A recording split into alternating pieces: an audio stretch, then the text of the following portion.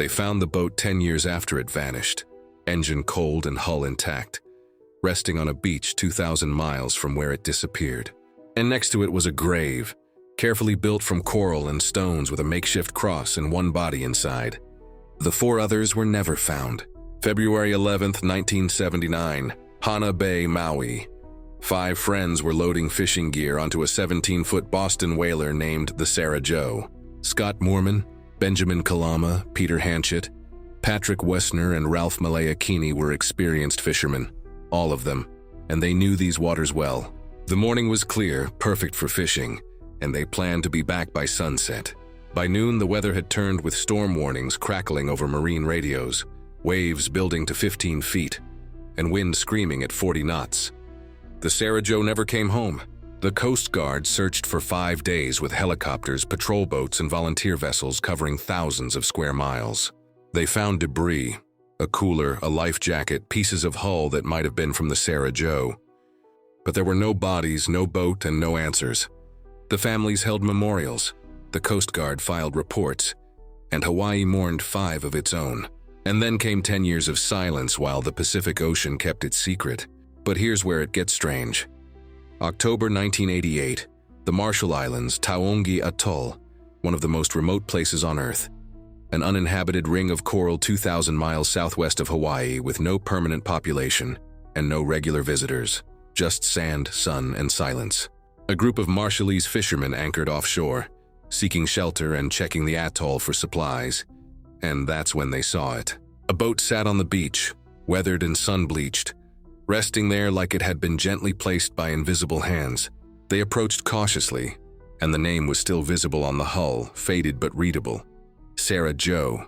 The engine was intact, the hull showed minimal damage, and it shouldn't have been there because it couldn't have drifted 2,000 miles and arrived in this condition. The currents don't flow this direction, and the distance is impossible for a small craft with no power. And then they noticed what was beside it. A grave had been deliberately constructed with coral stones stacked carefully, and pieces of driftwood arranged as a cross.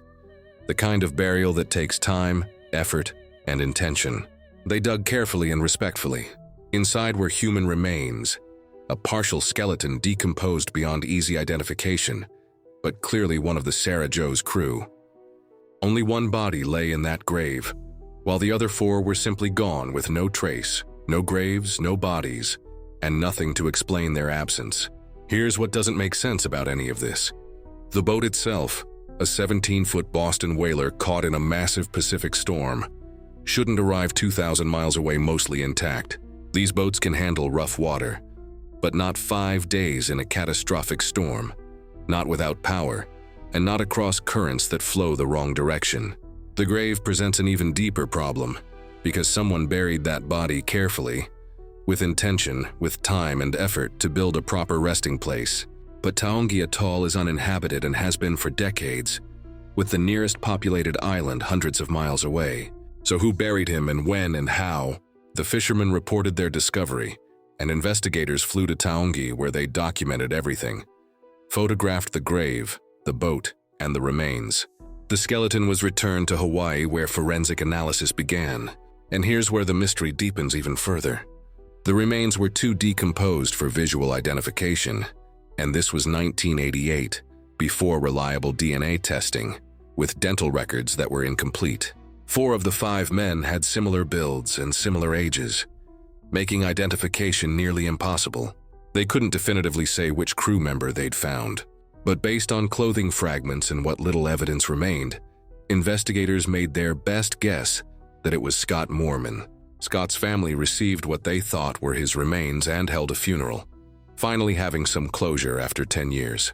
The other 4 families had nothing. No bodies, no graves, and no answers to hold on to.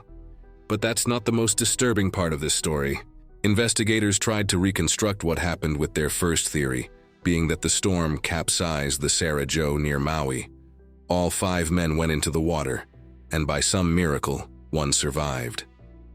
He clung to the boat and somehow, impossibly, the boat drifted 2,000 miles to Taongi, where he crawled ashore, alone, injured, and dying. And then what happened? He died on the beach, but then who buried him with such care? Theory 2 suggests they all survived initially. The boat drifted for days or maybe weeks, and 4 men died during the journey. One man made it to Taongi alive and buried one of his friends. But what happened to the other 3 bodies? Did he bury them elsewhere on the atoll or commit them to the ocean? And if he survived long enough to build a grave with such careful construction, why didn't he survive longer? And why is there only one burial? Investigators searched every inch of that small atoll and found no other graves, no other remains, and no evidence of anyone living there recently. No shelters, no fire pits, no water collection systems. Nothing that explained how someone survived long enough to bury their friend with such deliberate care. Theory 3 is the one that keeps investigators awake at night. What if they didn't land on Taongi immediately after the storm? And what if the boat drifted for weeks or even months?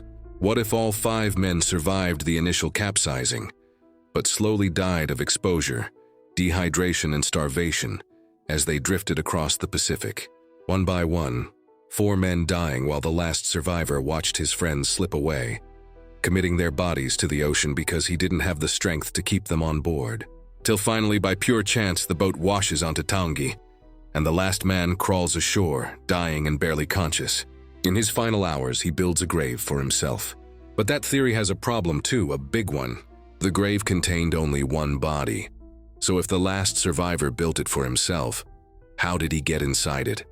And how did he cover himself with coral stones after he died? And then there's the detail that no one can explain away.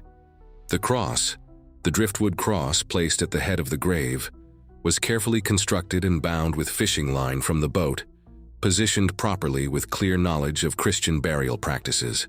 Someone who cared about doing this right had built it, someone who had time and someone who had strength. In 2010, one of Scott Moorman's relatives pushed for DNA testing now that technology had advanced, thinking maybe now they could know for certain whose remains were found on Taongi.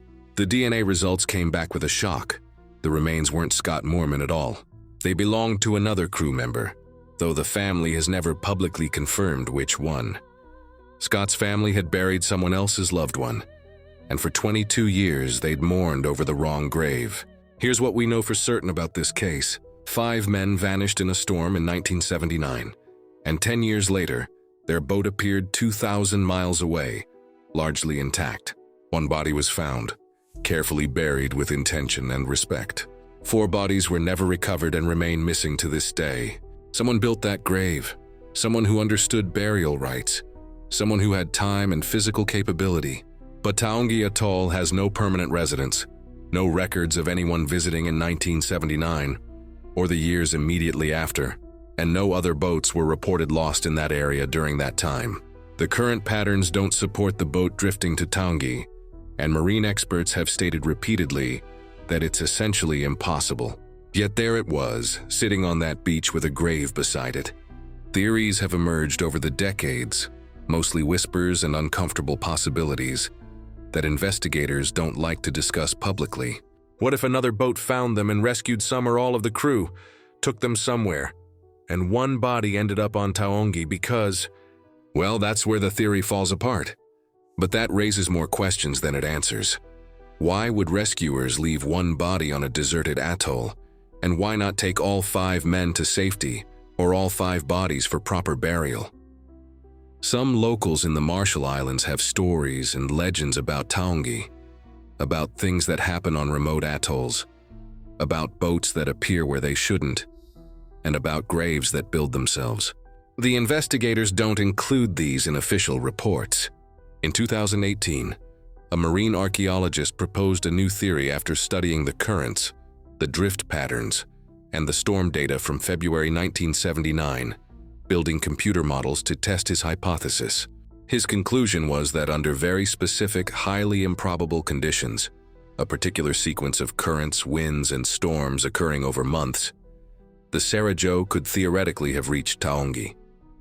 But even he admitted the odds were astronomical, maybe 1 in 10 million or worse, and his model didn't explain the grave or who buried the body, or when or why only one.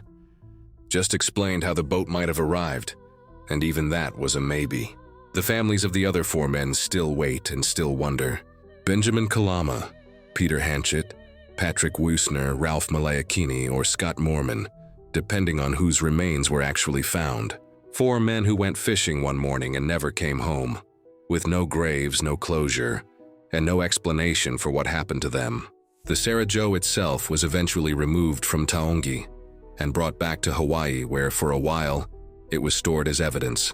Then it disappeared into private ownership, and some say it was restored, while others say it was destroyed.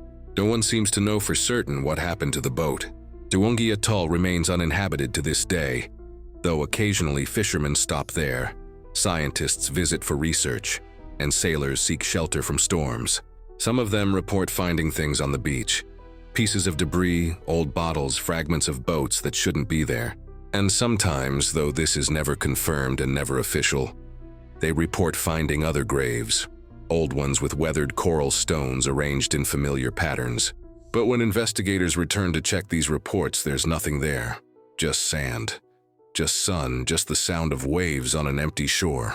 The grave they found in 1988 is gone now, scattered by storms and reclaimed by the ocean. The coral stones have tumbled back into the surf, and the driftwood cross has long since rotted away or washed out to sea. But the questions remain, haunting and unanswered. How did 5 men vanish so completely that only one body was ever found? How did their boat travel 2,000 impossible miles across currents that flow the wrong direction? Who buried that body, carefully, respectfully, properly, on one of the most remote beaches on Earth? And where are the others, the 4 men who simply disappeared? The Pacific is vast beyond comprehension, covering 63 million square miles of water, with depths that reach 7 miles down, and currents that flow in patterns we still don't fully understand. Storms can erase entire vessels without a trace, swallowing them into darkness. The Sarah Joe spent 10 years somewhere in that vastness, 10 years drifting, or resting, or doing something else we can't explain. And when it finally appeared again, it brought more questions than answers. The last Coast Guard report on the case states simply, cause of death and circumstances of burial remain undetermined. That was written in 1988, and it's still listed as an open case, unsolved and unexplained. To this day, if you ask marine investigators about the Sarah Joe, many will tell you the same thing. Some mysteries aren't meant to be solved, some waters don't give back what they take, and some graves are built by hands we'll never identify. The Sarah Joe disappeared in 1979 and returned in 1988, but it never really came back at all.